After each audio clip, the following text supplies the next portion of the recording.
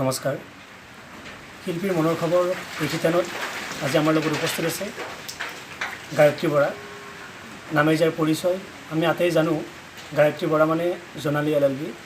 Jonali LLB ধাৰাবাহিকখনৰ মুখ্য চৰিত্ৰ অভিনয় কৰিছিল গায়ত্ৰী বৰাই 2012-13 বৰ্ষত আশীৰ্বাদ থিয়েটাৰত তেখেতৰ স্বমহিমাৰে অভিনয় কৰি দৰ্শকক কিছু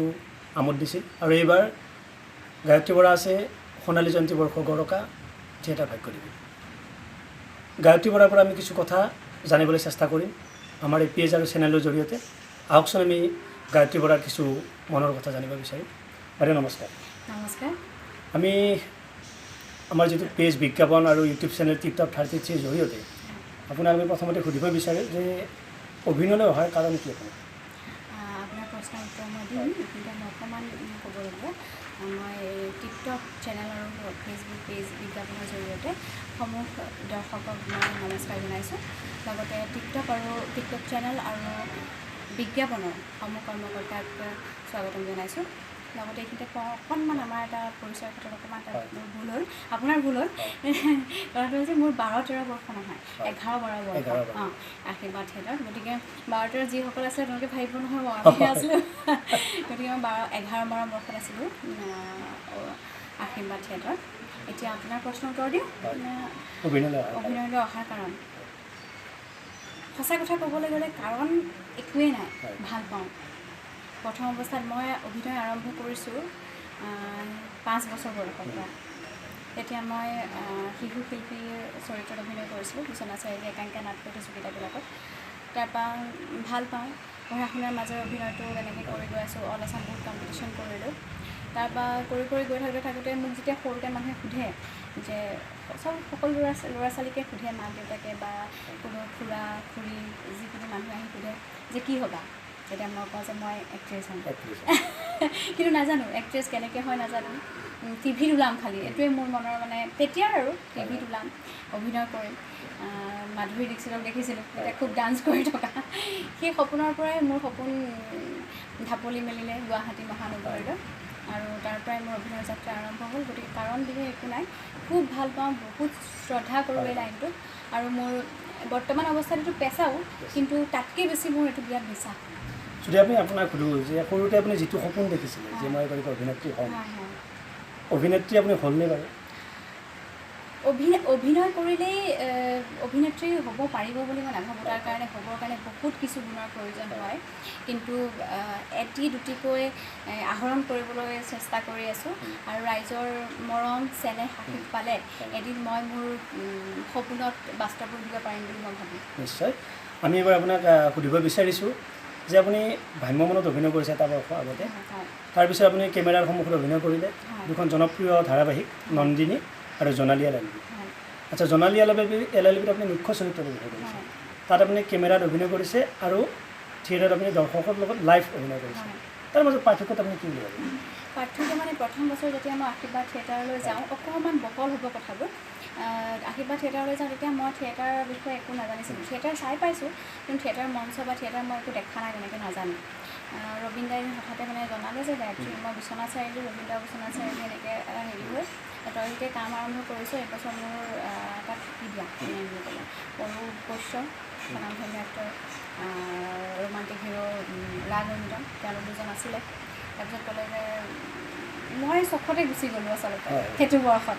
গৈ পেলাই গম পাইছোঁ মই একাংকিকা নাট বা ফুল নাট মঞ্চত কৰাৰ এমেচাৰ কৰাৰ মোৰ অভিজ্ঞতা আছে কিন্তু ভ্ৰাম্যমানৰ এমেচাৰৰ মাজতো বহুত পাৰ্থক্য আপুনি স্ক্ৰীণ আৰু ষ্টেজৰ কথা সুধিছে কিন্তু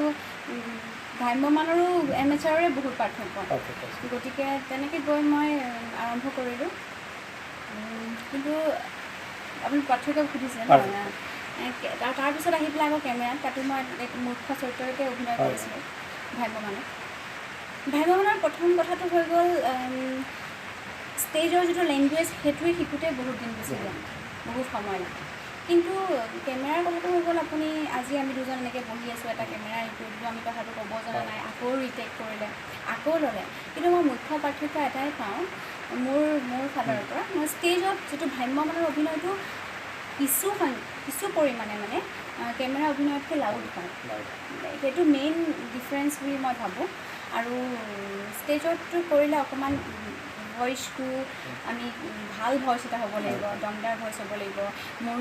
ইয়াত কোৱা কথাখিনি গেলাৰীলৈকে শুনিব লাগিব কিন্তু কেমেৰা তেনেকুৱা কথা নাই আমি ডাবিং দি ভইচ পিছত হেৰি কৰোঁ সেইটোৱে বিশেষ পাৰ্থক্য আৰু মানে ষ্টেজত অভিনয় কৰিলে দৰ্শকৰ প্ৰতিক্ৰিয়াটো লাইভ পাওঁ আৰু সেইটো দৰ্শকৰ প্ৰতিক্ৰিয়া লাইভ পাওঁ বা যি হওক আমি একেবাৰতে ৰিটেক কৰিবলৈ নাপাওঁ এবাৰতে কৰিবলৈ এনেকুৱা বহুত ধৰণৰ অভিজ্ঞতা আছে পাৰ্থক্য আছে কিন্তু মেইন পাৰ্থক্যটো মোৰ দৃষ্টিত মই সেইটো পাওঁ মানে সেয়া আমি আপোনাৰ অভিনয়ৰ মাজলৈ আহিম অভিনয়ৰ কথা আপোনাক সুধিম কিন্তু তাৰ আগতে যিহেতু আপুনি বিশ্বনাথ চাৰিআলিৰ পৰা এটা যাত্ৰা কৰিছোঁ গুৱাহাটীৰ মহানগৰীলৈকে যদি আপোনাক সুধোঁ যে অভিনয় জগতত আপুনি প্ৰৱেশ কৰাৰ পিছত আপোনাৰ কাৰোবাৰ প্ৰেমত পৰিছিল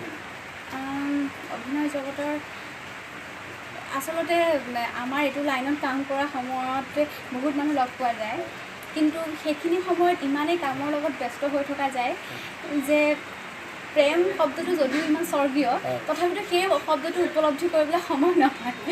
তাৰ মাজতে ধৰক এই যিটো আপুনি মানে প্ৰেক্ষাপটত কাম কৰি আছে সেই কাম কৰা সময়খিনিত এটা আপোনাৰ সুদূৰ প্ৰসাৰী যাত্ৰা বিশ্বনাথ চাৰিআলিৰ পৰা গুৱাহাটী মহানগৰীলৈকে তাৰ পৰা কেমেৰাৰ সন্মুখত তাৰ পৰা ভ্ৰাম্যমানত তাৰ মাজত আপোনাক কোনোবাই কৈছে নেকি যে গায়ত্ৰী বৰা মই তোমাক ভাল পাম তেনেকুৱা প্ৰস্তাৱবোৰ বহুত আহিছে একচেপ্ট কৰে আপুনি একচেপ্ট অলৰেডি মই কৰিলোঁ মোৰ প্ৰেমাস্পদ আছে মই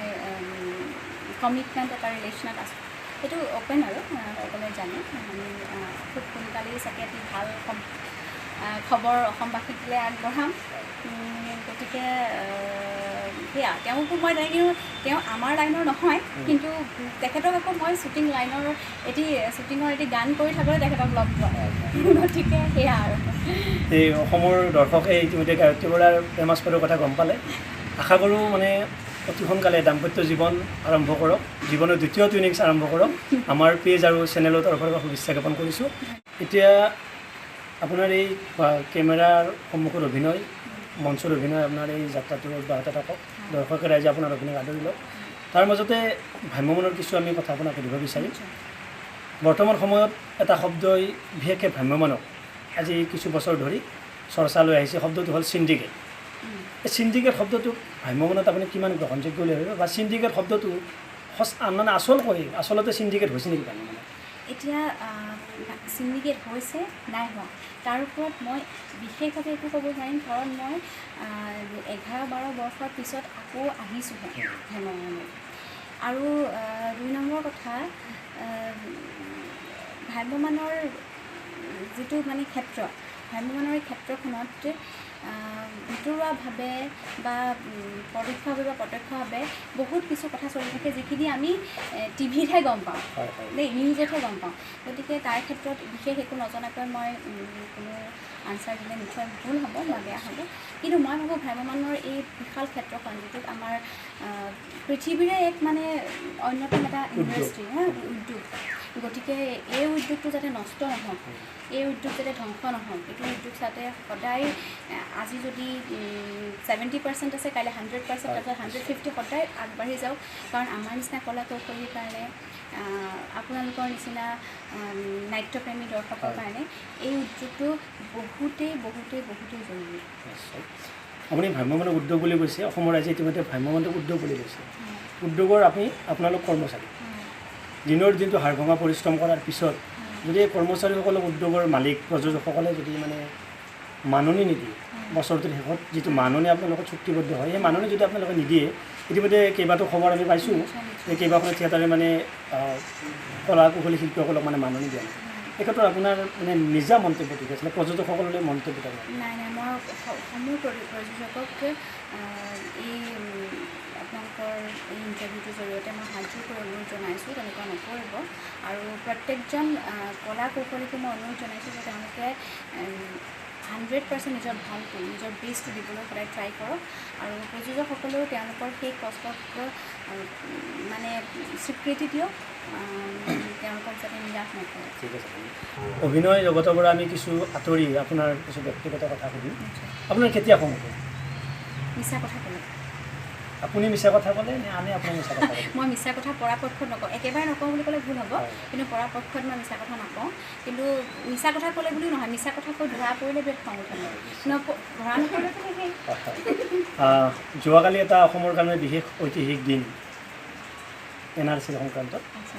আপোনাৰ নামটো ক'লে NRC আহিলে আহিলে মোৰ প্ৰথম লিষ্টত ওলাইছিল, ঘৰৰ আটাই ওলাইছিল লিষ্টত। নিশ্চয় সকলোৰে। আপুনি অসমৰ দৰ্শকক, যিহেতু আপুনি এইবাৰ থিয়েটাৰ ভাগ্যদেৱীত আছে, থিয়েটাৰ ভাগ্যদেৱী 3খন নাটক, সতীশ দাসৰ ৰামধেনু ৰং, শুভজ্যোতি শৰ্মাৰ মহাযুদ্ধৰ আখৰা আৰু অভিজিৎ ভট্টাচাৰ্যৰ আজিৰ চাণক্য। ইতিমধ্যে 2খন নাটকৰ আখৰা প্ৰায় সম্পূৰ্ণ হৈছে, আমি গম পালোঁ। 3খন নাটক প্ৰযোজক কলা কুশলী আপোনালোক নিশ্চয় আশাবাদী। ইতিমধ্যে সতীশ দাসৰ ৰামধেনু ৰংখন মানে ফ্ল'ৰৰ পৰা গৈ মঞ্চত উঠিব দুদিন পিছত। শুভজ্যোতি শৰ্মাৰ মহাযুদ্ধৰ আখৰা চলি আছে, আজিৰ চাণক্য, অভিজিৎ ভট্টাচাৰ্য। 3খন নাটকৰ এটা ব্যতিক্ৰম ৰূপ, নিশ্চয় আপোনালোকে গম পাইছে স্ক্ৰিপ্টবোৰ পঢ়ি। 3খন নাটকক লৈ দৰ্শক ৰাইজক আপুনি কি ক'ব? মই এইটোৱে ক'ম, এবাৰ মই বহুত বছৰৰ পিছত ভাগ্যদেৱীলৈ থিয়েটাৰলৈ পুনৰ আহিছোঁ আৰু ভাগ্যদেৱীৰ নিচিনা এখন মঞ্চত মই অভিনয় কৰিবলৈ সুযোগ পাইছোঁ। তাৰ লগতে এইবাৰ আমাৰ আছে স্বনামধন্য শিল্পী, সকলোৰে নৱপ্ৰজন্মৰ মাজত অকণমান যদিও তেখেত পুৰণি হৈ গৈছে, কিন্তু তেখেত সঁচাকৈ এজন দুৰ্দান্ত চিৰসেউজ নায়ক, গতিকে চিৰসেউজ অভিনেতা। গতিকে মই তেখেতক লগ পাইছোঁ, তেখেত হৈছে সুৰেন মহন্তদেৱ। গতিকে মই তেখেতক পাইছোঁ আৰু খুব সুন্দৰকৈ 2খন নাটকটো অলৰেডি গম পাইছোঁ, 3 নম্বৰখনৰো অকণমান কাহিনী গম পাইছোঁ। গতিকে 3খন ব্যতিক্ৰমী নাটক, ইখনৰ লগত সিখনৰ একদম মিল নাই। 3টা ভিন্ন সোৱাদ পাব ৰাইজে যদি চাবলৈ আহে, আৰু নিশ্চয় আহিব। মই অনুৰোধ জনাইছোঁ সকলো আহক, চাওক, চাই আপোনালোকে বহুত ভাল পাব। ৰামধেনুৰ ৰং, মহাযুদ্ধৰ আখৰা আৰু আজিৰ চাণক্য। আৰু ৰামধেনু ৰঙৰ আমাৰ সম্পূৰ্ণ মিউজিক আৰু সম্পূৰ্ণ আখৰা সম্পূৰ্ণ হ'ল। আমি মঞ্চলৈ উঠিম এদিন পিছতেই, কালিৰ পৰা। আৰু মহাযুদ্ধৰ আখৰাৰো মিউজিক কমপ্লিট হৈ গ'ল, এতিয়া আমি গানৰ ৰিহাৰ্চেল কৰি আছোঁ। গতিকে 3খন খুব সুন্দৰ নাটক, আৰু 3খন নাটকৰে এই অসমবাসীলৈ 3টা অতি ভাল মেছেজো কঢ়িয়াই লৈ আহিছে। আমি শেষৰটো প্ৰশ্নলৈ আহিছোঁ। ইতিমধ্যে আমি গম পালোঁ যে আপুনি চিৰিয়েল, ভ্ৰাম্যমানত অভিনয় কৰি আপুনি যথেষ্ট অভিজ্ঞতা আছে। এই অভিজ্ঞতাৰ ফালৰ পৰা মানে বৰ্তমান ভ্ৰাম্যমানৰ নাটক কেনে হোৱাটো হৈছে? যথেষ্ট অভিজ্ঞতা হৈছে বুলি মই নকওঁ, কিঞ্চিত পৰিমাণে অভিজ্ঞতা সংগ্ৰহ কৰিবলৈ সক্ষম হৈছোঁ। কিন্তু সেইখিনি অভিজ্ঞতাৰ পৰা মই মোৰ ব্যক্তিগত অভিমত এইটোৱেই যে এখন নাটকত সকলো ধৰণৰ চাইডটো চাই ল'ব লাগে। ৰোমেঞ্চ থাকিব লাগিব, মানুহে আজিৰ প্ৰজন্মই গ্ৰহণ কৰিব পৰাকৈ কমাৰ্চিয়েলো হ'ব লাগিব, কিন্তু তাৰ উপৰিও সৰুকৈ হ'লেও যদি এটি মেছেজ দৰ্শকলৈ যদি আগবঢ়াব পৰা যায়, সেইটো অতি ভাল হ'ব বুলি মই ভাবোঁ। নিশ্চয়কৈ। এয়া আছিল অসমৰ জনপ্ৰিয় অভিনেত্ৰী গায়ত্ৰী বৰাৰ মনৰ কিছু খবৰ। ইয়াৰ পিছত আমাৰ এই পেজ আৰু চেনেলৰ জৰিয়তে ভ্ৰাম্যমান জগতৰ, বোলছবি জগতৰ কেইবাগৰাকী অভিনেতা অভিনেত্ৰীৰ আমি মনৰ খবৰ ল'ম। আপোনালোকে আমাৰ চেনেলটো ছাবস্ক্ৰাইব কৰিব, পেজটো লাইক কৰিব, শ্বেয়াৰ কৰিব বুলি আশা ৰাখিছোঁ। আৰু গায়ত্ৰী বৰাৰ এই বৰ্ষৰ এটি সংলাপেৰে আমাৰ আজিৰ অনুষ্ঠানটো সামৰি নিবলৈ বিচাৰিছোঁ। নিজৰ ভৰিত থিয় হ'বলৈ শিকা দি আনৰ গাত ধুই থিয় হ'ব খোজাজন নিশকতীয়া, পংগু। তোমাৰ দেউতাৰে চাকৰিটো নিজেই যোগাৰ কৰি লৈছিল, ককা দেউতাই গমেই পোৱা নাছিল। সেই পৰিয়ালৰ সন্তান হৈ তুমি কিয় আনৰ অনুগ্ৰহলৈ বাট চাই আছা? Thank you. ধন্যবাদ জনাইছোঁ গায়ত্ৰী বৰাক। আমি আশা ৰাখিছোঁ যে গায়ত্ৰী বৰাৰ যি মহিমাৰে অভিনয়, যি প্ৰতিভাৰে উজ্জ্বলি উঠক ভ্ৰাম্যমানত, তাকে আশা কৰিছোঁ। আৰু গায়ত্ৰী বৰাৰ উজ্জ্বল ভৱিষ্যত কামনা কৰি আজি আমাৰ এই অনুষ্ঠানটো সামৰণি মাৰিছোঁ।